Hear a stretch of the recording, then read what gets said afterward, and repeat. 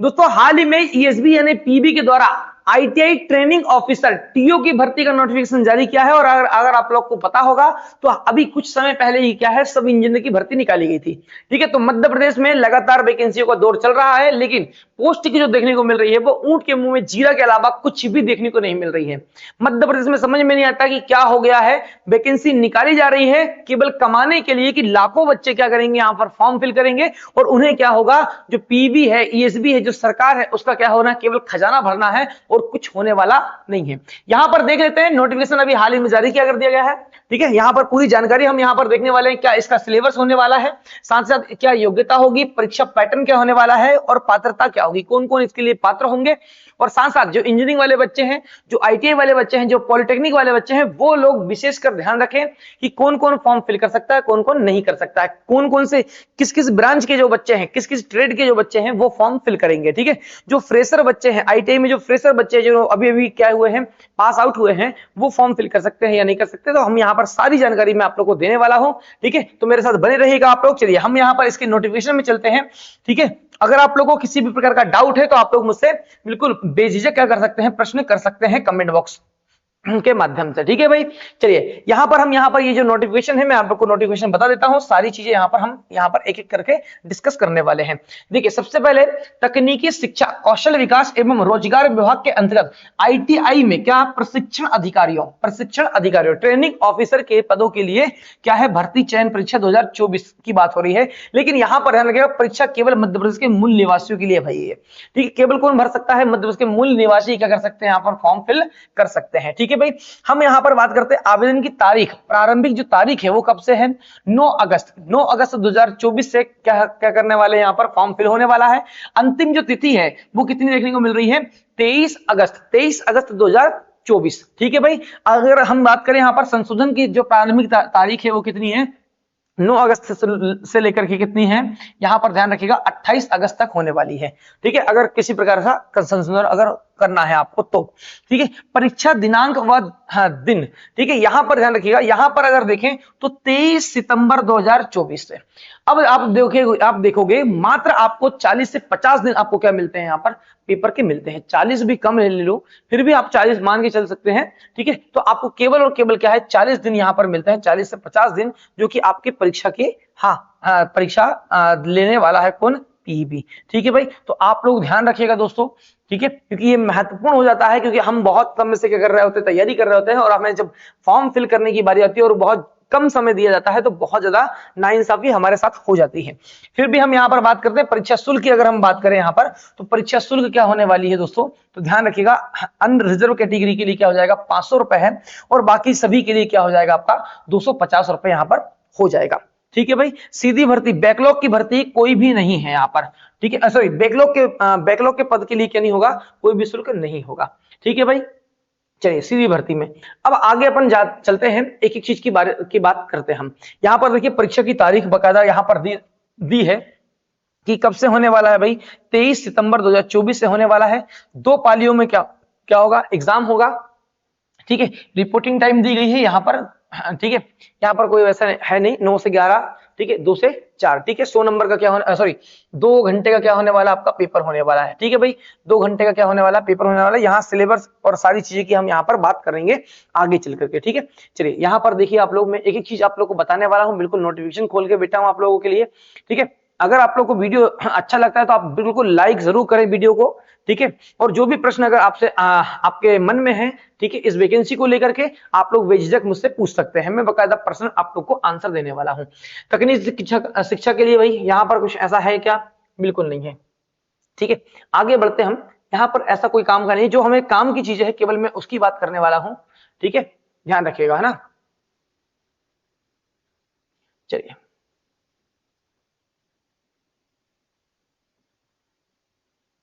सबसे पहले हम क्या करेंगे, यहाँ पर जो काम के केवल जो पॉइंट है हमें जो जानने योग्य है फिलहाल अभी तुरंत में, केवल हम उनकी बात कर लेते हैं। ठीक है भाई, चलिए सबसे पहले आयु सीमा, किसकी बात करेंगे हम, आयु सीमा की बात करते हैं।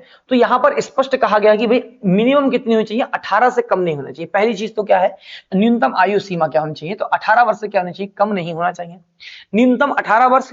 ठीक है, और मैक्सिमम जो है ना वो लगभग कितना है आपका 45 वर्ष है। 45 वर्ष। कितना है भाई? 45 वर्ष है। आगे हम यहाँ पर देख लेते हैं, देखिए यहाँ पर, ठीक है, ये यहाँ पर दिया है पूरा, ठीक है। भर्ती का जो तरीका है वो क्या दिया है? खुली प्रतियोगिता से सीधी भर्ती के भरे जाने वाले पदों के लिए क्या है भाई? हाँ, न्यूनतम आयु कितनी? 21 से लेकर के 40 तक, लेकिन कौन? मध्य प्रदेश लोक सेवा आयोग से भरे जाने वाले पदों, ठीक है, राजपत्रित अराजपत्रित कार्यपालिक के लिए है। कितना? 21 से कितना? 40 है ना। लोक सेवा आयोग की परिधि से बाहर के जो तृतीय और चतुर्थ श्रेणी के जो पद है, ठीक है, उनके लिए कितना है? 18 से कितना है? 40 वर्ष रहेगी, ठीक है। बाकी यहाँ पर अगर देखा जाए तो अनुसूचित जाति, अनुसूचित जनजाति एवं अन्य पिछड़ा वर्ग, ठीक है, शासकीय निगम मंडल स्वशासी संस्था के लिए 21 से कितना रहने वाला है? 45 रहने वाली है आयु। अधिकतम आयु सीमा में 5 वर्ष की क्या होने वाली है? छूट भी मिलने वाली है साथ ही साथ। 18 से यहाँ पर कितना रहेगा? 45 रहेगा। अधिकतम आयु सीमा में कितने वर्ष की छूट रहेगी?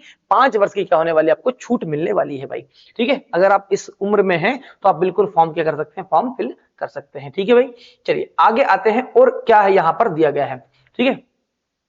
रोजगार पंजीयन आपका आवश्यक होना चाहिए, ध्यान रखिएगा आप लोग। जीवित पंजीयन होना अनिवार्य होगा, ठीक है। मध्य प्रदेश राज्य के रोजगार कार्यालय में अगर देखा जाए तो रोजगार कार्यालय में बहुत ज्यादा संख्या देखने को मिल जाती है हमें, ठीक है। और जो पद देखने को मिलेंगे, अभी आप लोगों को मैं आगे पद बताने वाला हूं, आप देखोगे ऊंट के मुंह में जीरा के अलावा कुछ भी नहीं है। मध्य प्रदेश सरकार ऐसा लगता है जैसे सोई हुई है, ठीक है, बेरोजगारों के मामले में बिल्कुल सोई हुई है। और बाकायदा क्या हो रहा है? हाँ, महिलाओं को बहुत ज्यादा लाभ मिल रहा है, लेकिन जो बाकी जो जिन्हें क्या मिलना चाहिए? लाभ मिलना चाहिए, जो मेहनत करके क्या हो रहे हैं यहाँ पर शिक्षा ग्रहण कर रहे हैं और उसके बाद में क्या करना चाहते हैं? वो जॉब करना चाहते हैं, और उनके लिए जो ऊंट के मुंह में जीरा टाइप का निकाला जा रहा है, हाँ, पद निकाले जा रहे हैं। समझ में नहीं आता है मध्य प्रदेश सरकार का। चलिए यहाँ पर देखिए आप लोग, सिलेबस की बात हम करते हैं। किसकी बात हम करते हैं? पाठ्यक्रम।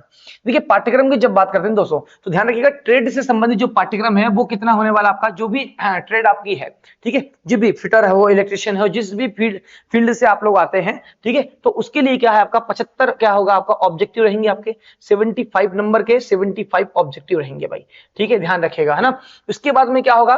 यहाँ पर स्पष्ट कहा गया कि 10वीं स्तर के जो निम्न विषयों से, ठीक है, कितने होने वाले हैं? 25 क्या होने वाले हैं? ऑब्जेक्टिव प्रश्न होने वाले आपके, ठीक है। तो टोटल कितना है? 100 क्वेश्चन रहेंगे आपके, और आपको कितने घंटे मिलने वाले हैं दोस्तों?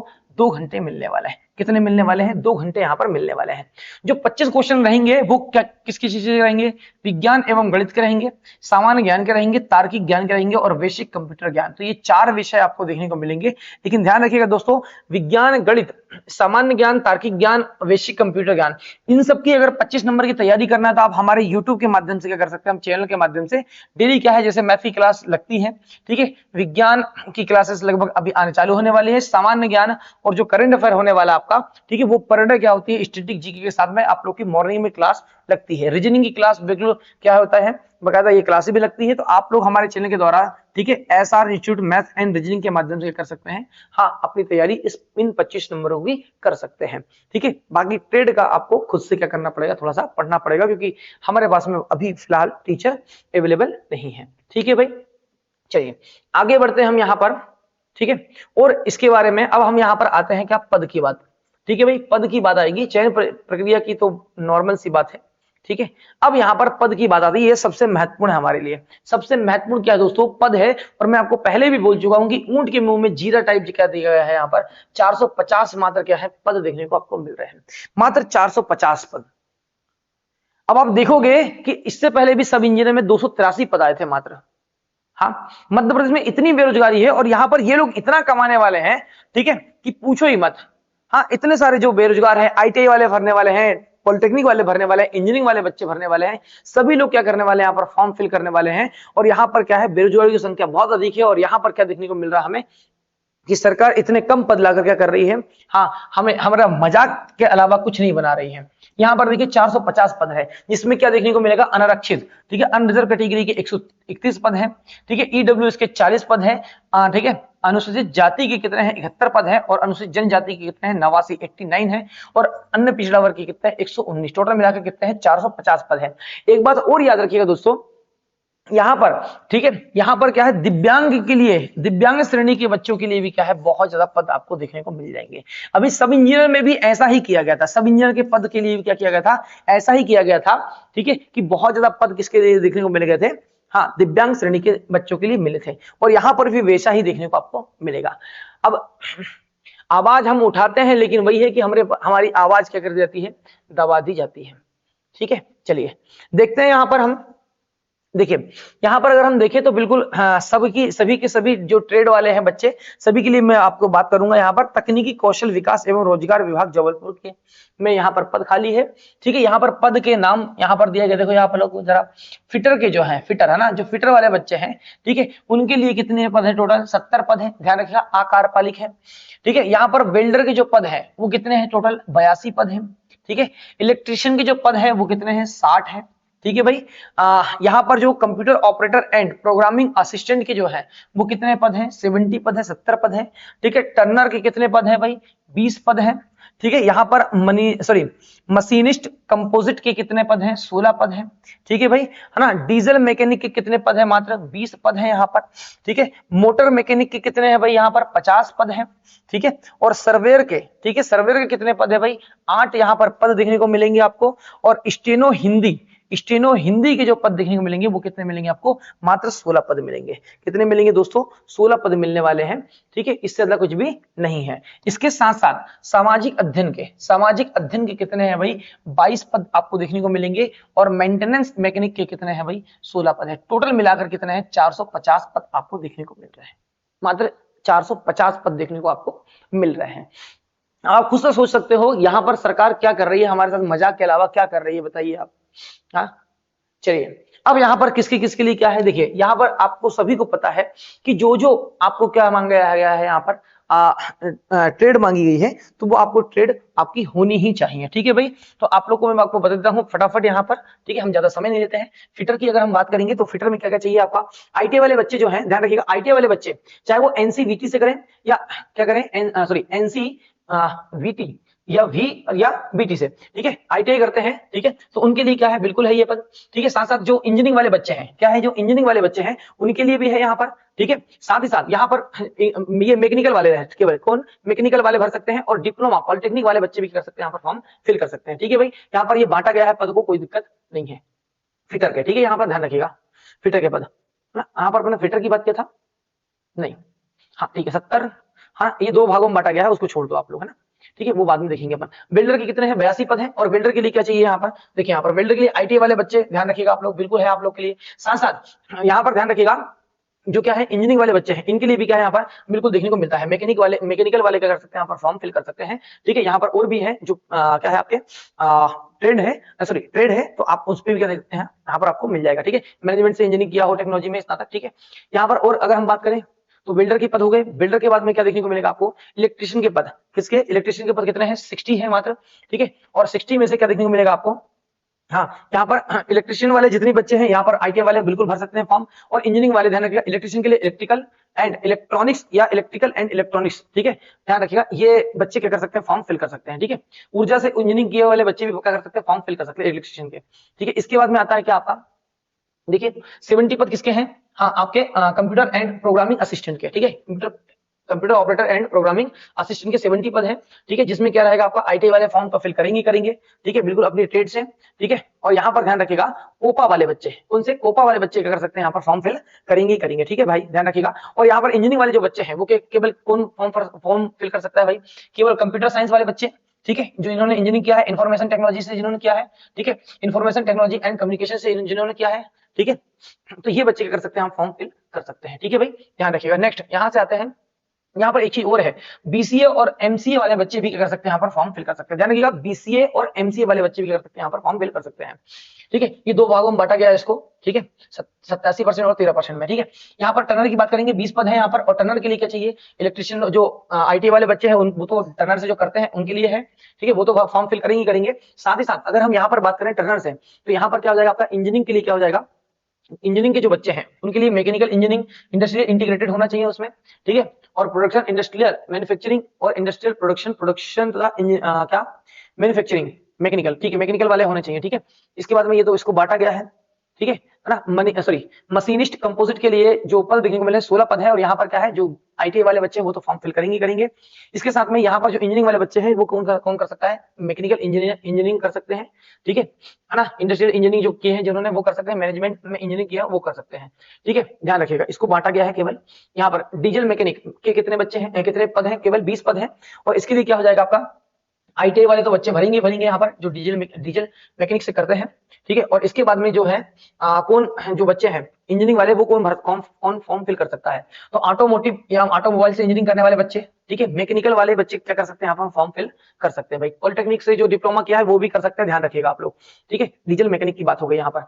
अब इसके बाद में क्या हो जाएगा, डीजल मैकेनिक, मोटर मैकेनिक में क्या हो जाएगा आपका, मोटर मैकेनिक 50 पद है, ठीक है। और इसके बाद में आईटीआई वाले बच्चे भरेंगे, पॉलिटेक्निक वाले बच्चे भरेंगे, ठीक है। और इंजीनियरिंग वाले जो बच्चे हैं वो कौन भरेंगे, मैकेनिकल वाले भरेंगे बच्चे, और ऑटोमोटिव या ऑटोमोबाइल से करने वाले बच्चे फॉर्म फिल कर सकते हैं, ध्यान रखिएगा आप लोग, ठीक है। इसके बाद में क्या हो जाएगा, ये तो पद बांटा गया है मोटर मैकेनिक का। सर्वेयर में केवल 8 पद है, और सर्वेयर में क्या रहेगा आपका, हाँ जिन्होंने आईटीआई किया है सर्वेयर से, साथ साथ यहाँ पर क्या हो जाएगा, जो सिविल वाले जो बच्चे हैं, क्या है, जो सिविल वाले बच्चे हैं वो यहाँ पर क्या कर सकते हैं, फॉर्म फिल कर सकते हैं। सिविल कंस्ट्रक्शन, सिविल इंजीनियरिंग, ठीक है, planning, construction of the management, ठीक है, ये बच्चे क्या कर सकते हैं। और जो पॉलिटेक्निक वाले बच्चे वो भी क्या कर सकते हैं, फॉर्म फिल कर सकते हैं, अगर आपको बस आपके पास सर्टिफिकेट होना चाहिए, है ना। ध्यान रखिएगा आप लोग, सर्वेयर का इसको बांटा गया है। इसके बाद में क्या बचेगा आपका, कुछ बचता है क्या, बिल्कुल नहीं। चलिए यहाँ पर आते हैं, स्टेनो हिंदी से अगर करें हैं तो कितने पद है, कुल 14 पद है। और 14 में क्या देखने को मिलेगा आपको, केवल आपसे क्या चाहिए रहेगा इसको, हाँ ध्यान रखिएगा, यहाँ पर दिया है ना, यहाँ पर है क्या, नहीं, हाँ ये प्रशिक्षण आपको होना चाहिए, है ना, ठीक है। तो ये आपके लिए क्या है कि स्टेनो आपने किया हो तब आपसे लिया जाएगा। सामाजिक अध्ययन के लिए क्या है, 22 पद है। और यहाँ पर क्या देखने को मिलेगा कि 12वीं परीक्षा आपने अंग्रेजी से उत्तीर्ण किया हो, ठीक है। बैचलर डिग्री जो है आपकी, है ना, bachelor of business administration, master of business administration, अथवा समाजशास्त्र या समाज कल्याण या अर्थशास्त्र में क्या होना चाहिए आपका, स्नातक होना चाहिए वो। और साथ साथ उसमें डीसीए, पीजीडीसीए, है ना, कोपा, सीपीसीटी का वेद स्कोर कार्ड या कंप्यूटर की उच्च योग्यता होनी चाहिए आपके पास में, ठीक है भाई, ध्यान रखिएगा, है ना। इसके बाद में कुछ और है क्या अपने पास में, बिल्कुल। यहाँ पर क्या जाएगा, मेंटेनेंस मैकेनिक की क्या है यहाँ पर, हाँ इसके पद के लिए क्या रहेगा आपका, योग्यता क्या रहने वाली है, ठीक है। यहाँ पर दिया नहीं है क्या इसने, खैर आप लोग उस चीज से क्या कर सकते हैं यहाँ पर, हाँ ठीक है, कंपोजिट या यहाँ पर क्या, फिटर मशीनिस्ट, कंपोजिट और टनर ट्रेड। और इलेक्ट्रिकल के लिए इलेक्ट्रिशियन ट्रेड में अखिल भारतीय राज्य या क्या होगा, व्यावसायिक परिषद से अखिल भारतीय उत्तीर्ण होना चाहिए, ठीक है। बिल्कुल, ये किसके लिए है, मेंटेनेंस मैकेनिक के लिए है, ठीक है। यहाँ पर कुछ और दिया है क्या, मैं कुछ और, हाँ ठीक है, बस उतना ही रहेगा, ठीक है। तो ये क्या हो गए आपके पूरे के पूरे क्या हो गए ट्रेड, आपको मैंने बता दिया कितने कितने पद हैं, क्या क्या रहेगा, ठीक है। इसके बाद में कोई कुछ ऐसा है नहीं जो आपके जानने के लिए है, ठीक है। 2 घंटे का क्या रहेगी आपकी, और कुछ है क्या, मैं आप लोग को दिखा देता हूं, अगर कुछ होगा तो देख लेता हूं जो आपके काम की है, ठीक है भाई। बस इतना, इससे ज्यादा कुछ है नहीं यहाँ पर, ठीक है भाई।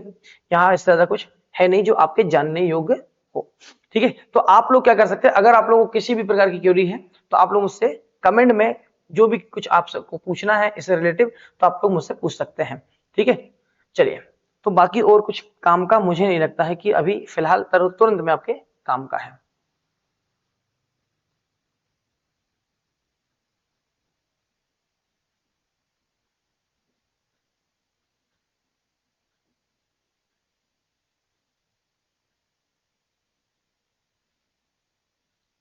चलिए, ये तो लास्ट में ये भरा दिया गया है, ठीक है भाई।